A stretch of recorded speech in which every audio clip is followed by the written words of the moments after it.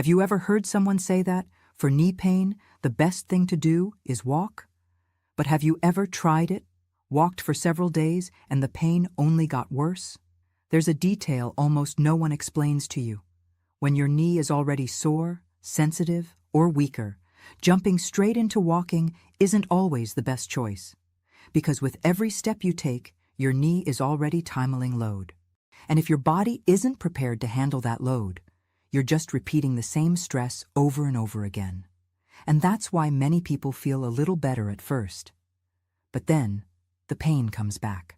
So today, I'm going to show you 3 simple chair exercises that can prepare your knee better than going straight into walking.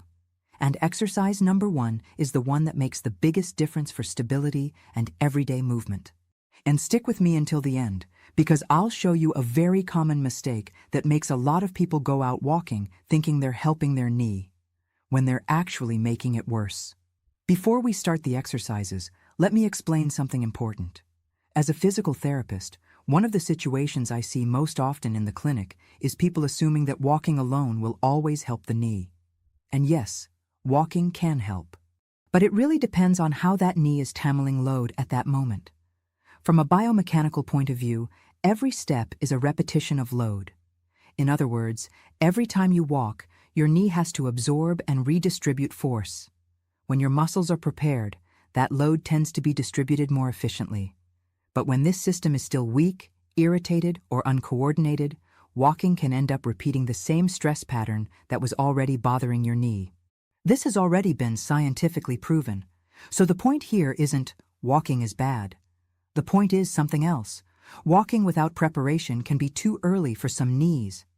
And that's exactly why these chair exercises make so much sense. They allow you to activate the muscles, improve control, and prepare the joint with less impact and more precision before putting the knee into a repetitive task like walking. In knee osteoarthritis, for example, guidelines place exercise as a central treatment, and that includes strengthening and proper progression, not just racking up steps. Now tell me in the comments, how old are you? And does your knee hurt when you walk? And if you want to learn how to move more safely without randomly testing things, subscribe to the channel. Because here, I always bring simple, practical, straight-to-the-point exercises, especially for those who want to stay active after 50, 60. Exercise 3. This is the simplest one in the sequence, but it plays a very important role, starting to prepare the knee for movement in a safe way. As a physical therapist, I use this type of exercise a lot, especially in phases when the knee is more sensitive, because it allows you to activate the muscles without placing direct and repetitive load like what happens during walking. You'll sit on a firm chair with your feet flat on the floor and your posture slightly more upright, without slouching. From there, the movement is like you're walking, but while seated. You lift one foot a few centimeters, lower it slowly, and then do the same on the other side, alternating like a light march in place. The most important point here isn't range of motion, but control. Instead of moving quickly like an automatic motion, you lift your foot, hold it briefly, and lower it slowly. This small adjustment completely changes the effect of the exercise because it increases muscle activation and improves movement coordination. That's what starts preparing the knee to handle load in a more organized way later on. Another important detail is to keep your torso stable. Avoid swaying your body or shifting your weight side to side to help the movement. The more control you have, the better the stimulus will be. This exercise already starts activating the leg muscles, improves local circulation, and wakes up movement without irritating the joint. If it feels easy, you can lift your foot a bit higher. If it feels more sensitive, lift it just slightly, almost off the ground, while maintaining control.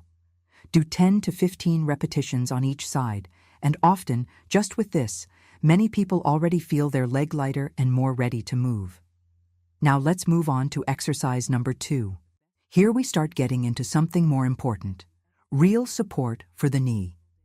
Because if in the previous exercise you woke up the movement, now you begin to provide more support to the joint.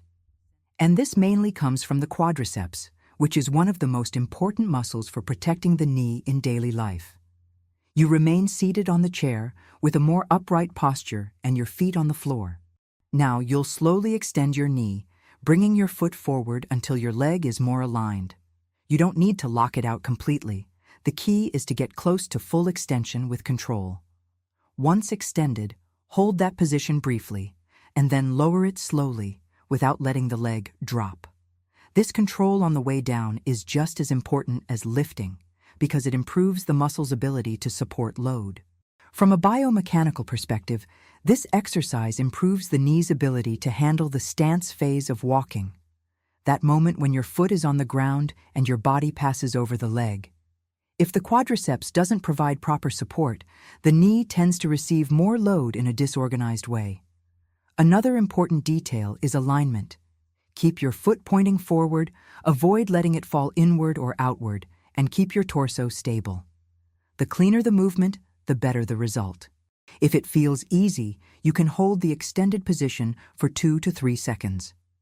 If you want to progress further, you can use ankle weights or a mini band to increase resistance, always maintaining control. And if you notice clicking or discomfort, you can slightly reduce the range of motion and stay within a comfortable movement. Do 8 to 12 repetitions for each leg. Over time, you'll start to feel your knee becoming firmer, more stable, and better prepared to handle load in everyday life. Now let's finally move on to exercise number 1. And this is the one that most closely matches what your knee actually needs in daily life. Because it's not enough to just activate muscles in isolation.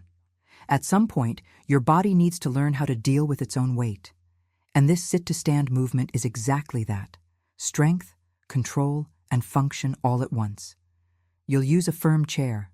Sit at the edge of the seat, with your feet on the floor about hip-width apart. Now here's the detail that makes all the difference.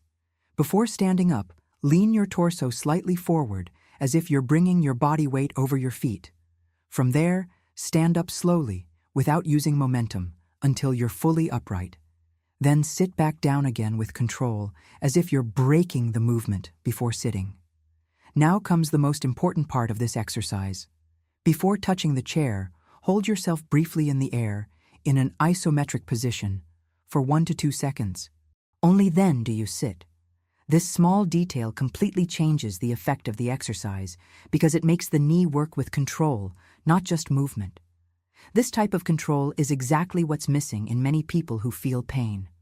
It's not just about strength, it's the ability to sustain the movement.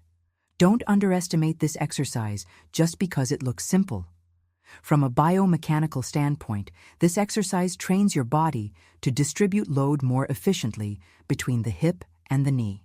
When done with control, the hip contributes more, and the knee no longer takes all the overload by itself.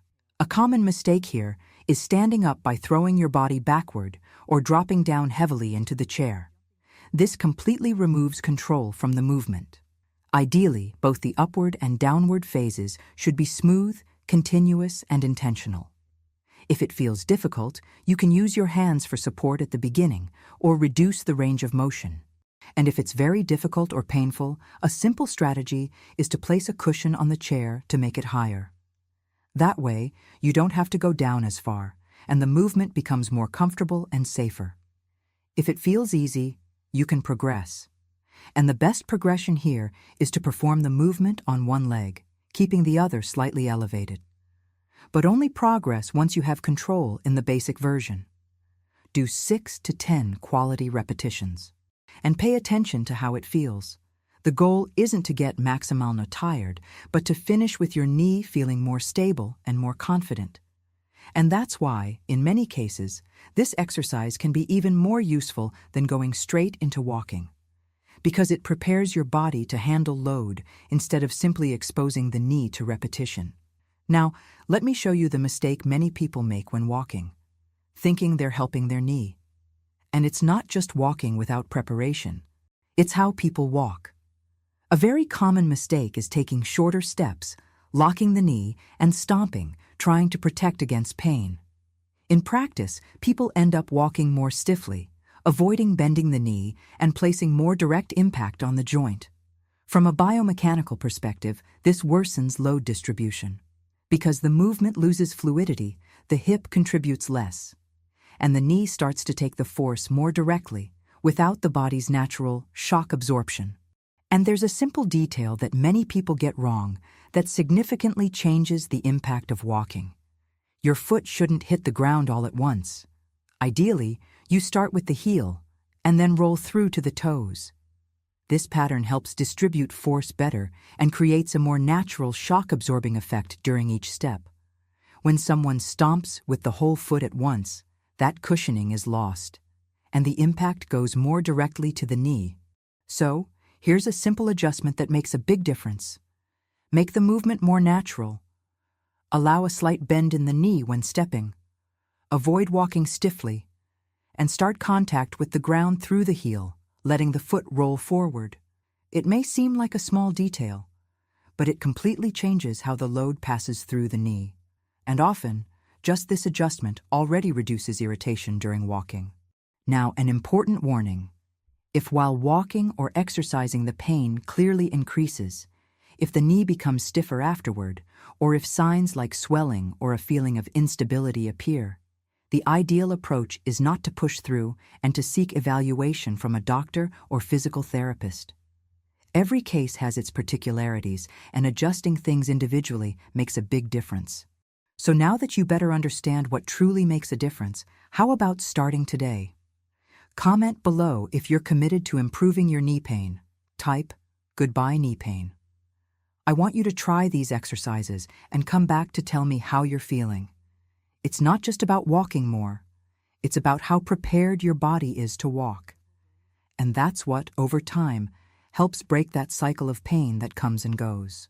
If you feel like you need something more structured, with a clear progression to strengthen your knee and improve control safely, I've left the knee program in the pinned first comment. It's for those who want to stop guessing and follow a clearer path, with more consistency and confidence. And if this video helped you, subscribe to the channel. That really helps me keep bringing straight-to-the-point content, with safe and practical exercises for those who want to move better after 50, 60. See you in the next video.